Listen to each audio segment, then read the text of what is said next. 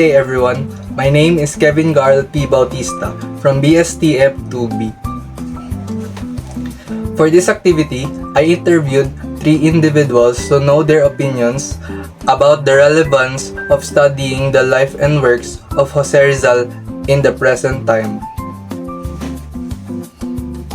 The main question I asked them was, mahalaga pa bang pag-aralan ang buhay at gawain ni Jose Rizal sa panahon ngayon? I will now present their answers and perspectives regarding this question. Thank you, and let's begin. So ayun po, magsisimula po tayo sa una ko pong interview, which is yung mama ko po. So yung question po natin first is, mahalaga pa bang pag-aralan ang buhay at gawain ni Jose Rizal sa panahon ngayon? Yes, napakahalaga na pag-aralan ang buhay ni Jose Rizal upang panatilihin yung diwa ng nasyonalismo o yung pagmamahal sa bayan, na bilang mamamayan ay meron tayong obligasyon sa kabutihan ng ating bansa. Sa panahon kasi ngayon, iilan na lang talaga yung kayang magsakripisyo para sa bansa. So kung alam ng mga kabataan kung paano ni Rizal minahal at pinaglaban ang kalayaan ng bansa, may posibilidad na magiging mabuting mamamayan sila at mamahalin din nila yung bansang Pilipinas. Okay. So for my second interviewee, as a student, mahalaga pa bang pag-aralan ang buhay at gawain ni Jose Rizal sa panahon ngayon?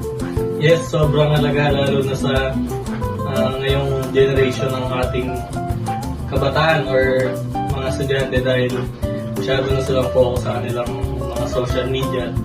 Hindi na nila nabibigyan pansin ang ating pambansang bayani na si Dr. Jose Rizal. Hindi rin nila alam anong buhay ni Rizal dati.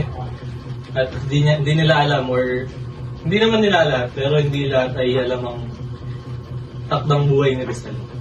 Kaya sobrang halaga nito. At pangalawa, maunawaan din nila yung kasaysayan at mga problemang kinaharap ng mga Pilipino noon. At magbibigay idea sa kanila. Yun, at ang pinaka dapat nilang malaman dito ay yung kung ano yung mga ginawa ni Rizal sa ating bayan. Yun lamang.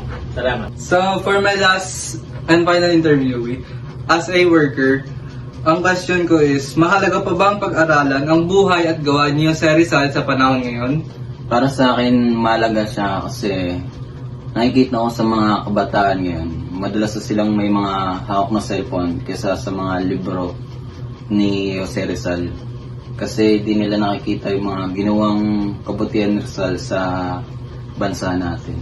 Tsaka napapansin ko din sa mga kabataan ngayon, masyado na silang padalos-dalos sa mga desisyon nila. Gaya nga sabi sa akin ng mga mama ko, ang mga kabataan daw ay pag-asa ng bayan, pero hindi ko nakikita sa ngayon yan kasi ang mga kabataan ngayon, iba-iba yung mga desisyon nila sa buhay. At yun lang, sana mag-iba na yung generation ngayon. Hello guys, so gagawin na natin ng 5-minute reflection yung mga sagot nila based dun sa tanong natin na mahalaga pa bang pag-aralan ang buhay at gawain ni Jose Rizal sa panahon ngayon.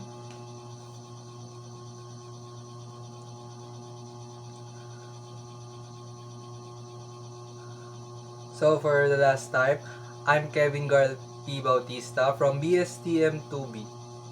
For this reflection, I will share my thoughts about the 3 interviews that I conducted regarding the question, mahalaga pa bang pag-aralan ang buhay at gawain ni Jose Rizal sa panahon ngayon? For my first interviewee, I interviewed my mother. Based on her answer, she believes that studying Jose Rizal is still important because his life and experiences can teach us about our history and about how Filipinos fought for our country. For me, I agree with her answer because Rizal is not just someone that we study, because he is a national hero. His life shows us what happened in our country before, and knowing those things can help us understand why our country is the way it is today. I also think that as students, we sometimes focus too much on memorizing information, but there are actually lessons behind those things that we can apply in real life. For my second interviewee, I interviewed a student.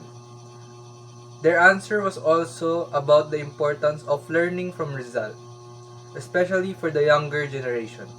What I found interesting about this answer is that we are both students, so we can actually relate to the idea. Sometimes students can think that Rizal is just another subject that we need to pass.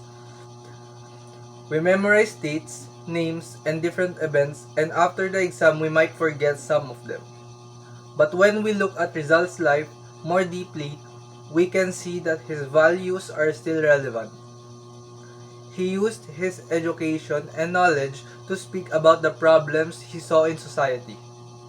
For me, that is something that students today can learn from, because we also have the ability to use what we learn to help other people or speak about things that we believe are wrong. For my third interviewee, I interviewed a worker. Their perspective was different because they are already working and experiencing life outside school. From their answer, I understood that results lessons are not only useful for students, but also for people in everyday life. His stories teaches values like being responsible, having courage, and using your knowledge properly. For me, this shows that the lesson from Rizal are not limited to the classroom. Even after we graduate and start working, the values we learn from him can still be useful. We can apply them in how we treat other people, how we make decisions, and how we respond to problems. After hearing the answers of the three people I interviewed, I noticed that even though they have different backgrounds, they all see a reason why studying Rizal is still important. My mother looked at it more from a perspective of history and learning from the past. The students showed how Rizal's values can still connect to young people today, while the workers showed that those lessons can be also applied in real life and outside school. For me, their different answers made me realize that Rizal can be viewed in different ways depending on a person's experience. Personally, I think studying Rizal is still important because we are living in a time where information is everywhere. We can easily see different opinions online, but not everything we see is true or worth believing. Because of this, I think one lesson we can get from Rizal is to learn, think critically, and understand things before making a judgment. He used his education to understand the problems around him, and I think that is something that we can also do today. Overall, after conducting these interviews, I realized that studying Rizal should not only be about memorizing his biography or remembering him because of because he is our national hero. For me, it is more about understanding his actions, his values, and the reasons why his works became important to our country. We may be living in a completely different generation, but some of the problems and responsibilities we have as Filipinos are still connected to the lessons from his time. I may not be able to make a huge change like Rizal did, but I can start with myself by continuing to learn, thinking for myself, and using what I know in a good way.